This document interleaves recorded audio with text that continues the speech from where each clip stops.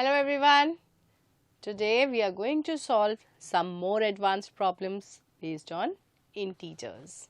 So let's look at the first problem. Write the mathematical statements that can be represented by this integer number line given below. Now as you can see here, these arrows, this arrow is moving from 0 to -6 towards the left of 0, right? And then from -6 we are going to 4. So there are two things taking place here, from 0 first of all to -6, and then from -6 we are going to 4 towards the right hand side on the number line. Now any movement towards the right hand side on the number line either denotes addition of a positive integer or subtraction of a negative integer, right?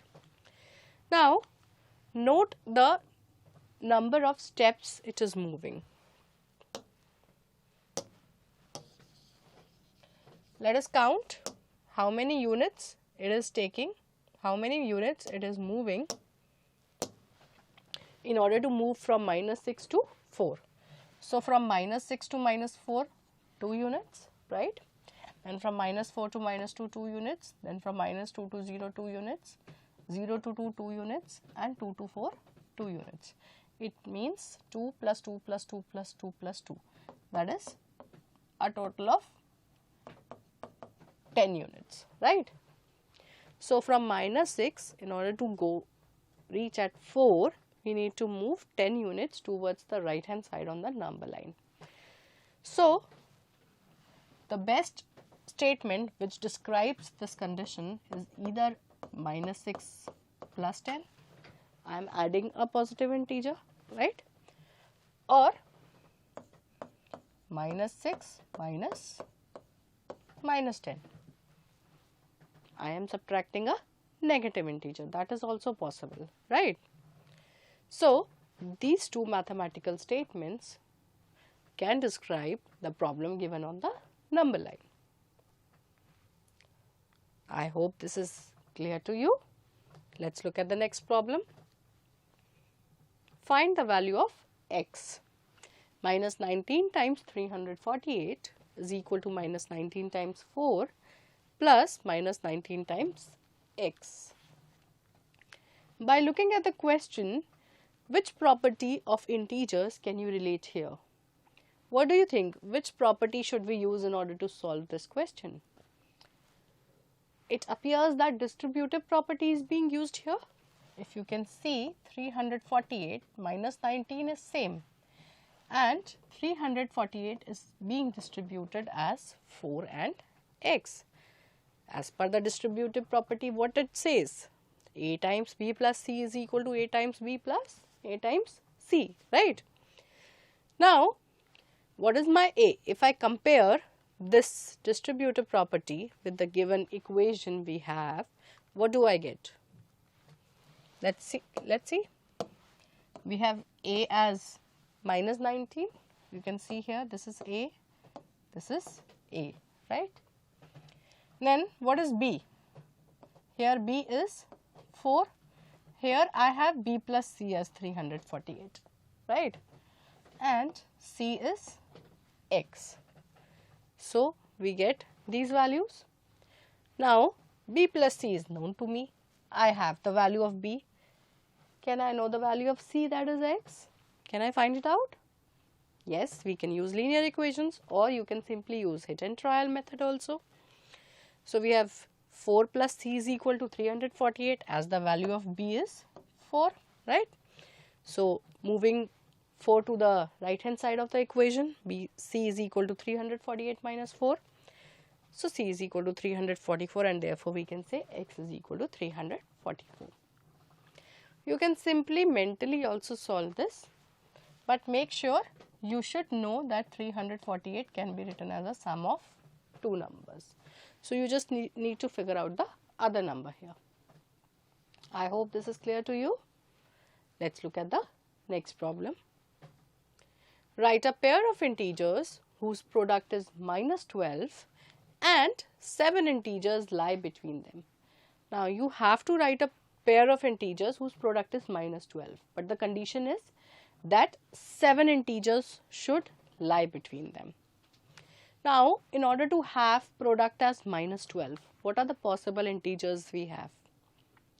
Can we find the factors of 12 and know the pair of integers, right? So what are the possible factors of 12? Let's see. The possible pairs of factors of 12, either 1 times 12 is 12, right? I am taking first of all the factors of 12 here, and then we will see what can fit to minus 12. Then it is 2 times 6, right? Then it is 3 times 4. Then 4 times 3 is also 12. So since the order gets repeated, so we stop finding the factors, right? Now let's see how it can fit to minus 12. So the possible pairs of factors of minus 12 are, now when we multiply two integers and we need a negative answer, then either of them should be a negative integer. That is, one is positive and one is negative, because when you are multiplying a positive integer and a negative integer, the product is a negative integer. So either of them is negative, right? So I can have minus 1 times 12 or 1 times minus 12. I can have minus 2 times 6 or 2 times minus 6. I can have minus 3 times 4 or 3 times minus 4. So these are the possible pairs of factors of minus 12. Now let's check how many integers lie between them. If I consider minus 1 and 12, so between minus 1 and 12 we have 0, then 1, 2, 3, so on till 11. It means 7 integers, there are more than 7 integers. Similarly between 1 and minus 12, yes, there are more than 7 integers. Minus 2 and 6.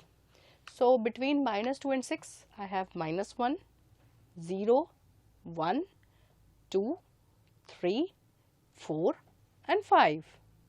I have 7 integers. So let's write them down. Between minus 2 and 6, I have minus 1, 0, 1, 2, 3, 4, 5, right? So these are the 7 integers I have. Now what about 2 times minus 6? That is, I can say between minus 6 and 2. Let's check. Minus 5, minus 4, minus 3, minus 2, minus 1, 0, 1. Again I have 7 integers. What about minus 3 and 4?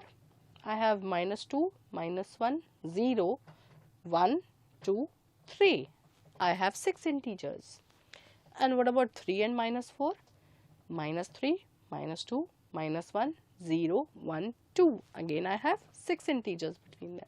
So the possible pair of integers whose product is minus 12 and also 7 integers lie between them can be either minus 2 times 6 or 2 times minus 6.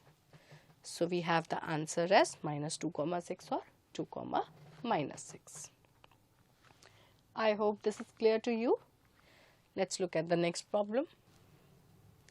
A shopkeeper earns a profit of 2 rupees by selling a pen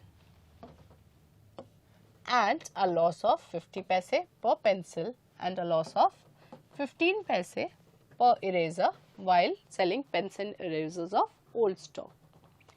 Now you have already learnt in integers that profit is a positive number.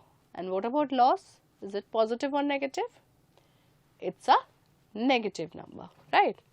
So we can say this is positive, this is negative, and this is negative. Now on a particular day he earns a profit of 10 rupees. So overall profit is 10 rupees plus 10, right? If he sold 10 pens and the number of pencils and erasers he sold are in the ratio 7:10. So we are given the ratio 7:10 here. Then find the number of pencils and erasers he sold on that day. Now we will assume, let's say that the number of pencils he sold that day be 7x, let's say. then how many erasers would he sell on that day? It would be 10x, right? Now, it is given to us that gain on sale of 1 pen is 2 rupees and loss on sale of 1 pencil is 50 paise and loss on sale of 1 eraser is 15 paise. So, this means I am referring this as plus 2, this is minus 50 and this is minus 15, right? So, I am representing them as integers. Next, gain on sale of 10 pens, that is on 1 pen he is earning a profit of 2 rupees. So, on 10 pens it would be 2 rupees multiplied by 10, that is 20 rupees. And for ease of calculations, or the calculations should be in the same units, so I am converting 20 rupees into paisa. We already know that 1 rupee is 100 paisa, right? So, 20 rupees would be 20 multiplied by 100, that is 2000 paisa here. So, this will again be plus 2000 as it is profit, right? Now, loss on sale of 7x pencils. How many pencils he sold? 7x. And on 1 pencil he lost 50 paisa, right? So, 50 paise multiplied with 7x, that is 350x paise. Now, since it is loss, so this refers to minus 350x, right? Now, loss on sale of 10x erasers, that is 15 paise on 1 eraser and 10x is total erasers he sold. So, 150x paise. Again this is loss, so this would be represented as minus 150x. Now, he sold these 3 items with these gains and losses and the overall profit he made was 10 rupees, which is equal to 1000 paisa. Again 1 rupee is 100 paisa, so 10 times 100, that is 1000 paisa, right?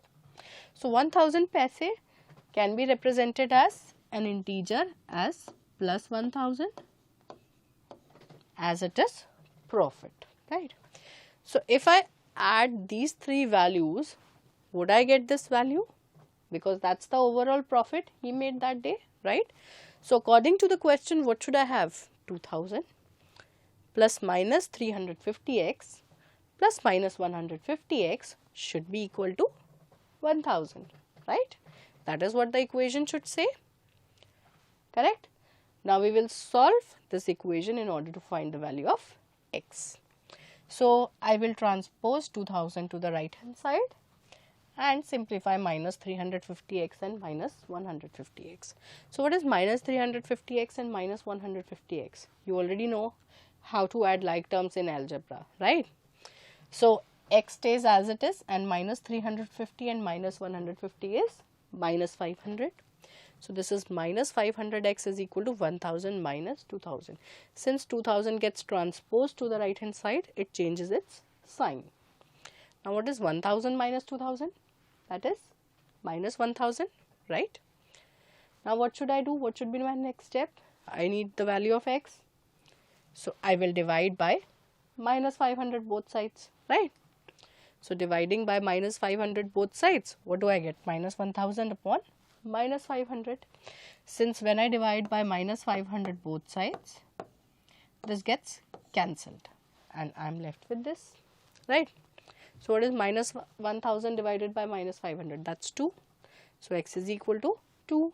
Therefore, we can say that the number of pencils sold on that day were 7 times 2, 7x, right? 7 times 2, that is 14, and number of erasers sold on that day were 10x, that is 10 times 2, which is equal to 20. I hope this is clear to you. See you again for some more interesting problems. If you have any doubts, you can revisit the modules again for better clarity of concepts of integers. Bye-bye.